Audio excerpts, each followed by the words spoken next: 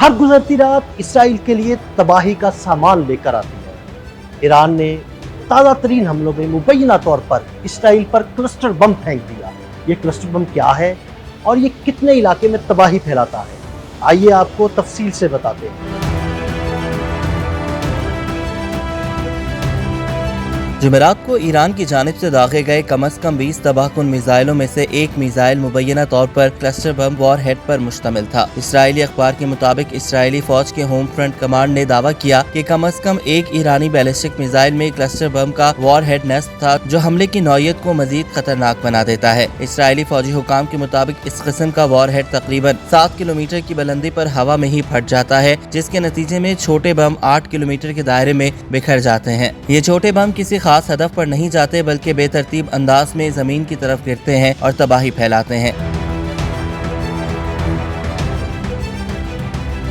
ये गोला जब फेंका जाता है तो इससे निकलने वाले मजीद छोटे गोले वसी इलाके में जानी नुकसान या गाड़ियों को तबाह करने के लिए इस्तेमाल होते हैं। एक बुनियादी क्लस्टर बम खाली शेल होता है, जिसके अंदर 2 से लेकर 2000 तक छोटे बम मौजूद होते हैं। पहले क्लस्टर बम का इस्तेमाल दूसरी जंग अजीम के दौरान सिविलियन और मिलिट्री अहदाफ के खिलाफ किया गया। ये गोले हमले के वक्त भी और बाद अज़ा भी सिविल आबादियों को नुकसान पहुँचा सकते हैं, क्योंकि ना फटने वाले गोलों को अगर हटाया या नकारा न बनाया जाए तो तवील अरसे बाद भी ये नुकसान पहुँचाने की सलाहियत रखते हैं, जबकि इन्हें तलाश करने और हटाने की लागत भी ज्यादा होती है। यही वजह है कि मई 2008 में आयरलैंड में क्लस्टर बमों पर होने वाले कन्वेंशन की तौसीक करने वाले ममालिक पर इस बम के इस्तेमाल की पाबंदी आयद है, जबकि 2010 से इस पर पाबंदी इंटरनेशनल कवानीन का हिस्सा है और अब तक 120 ममालिक इस कन्वेंशन में शामिल हैं।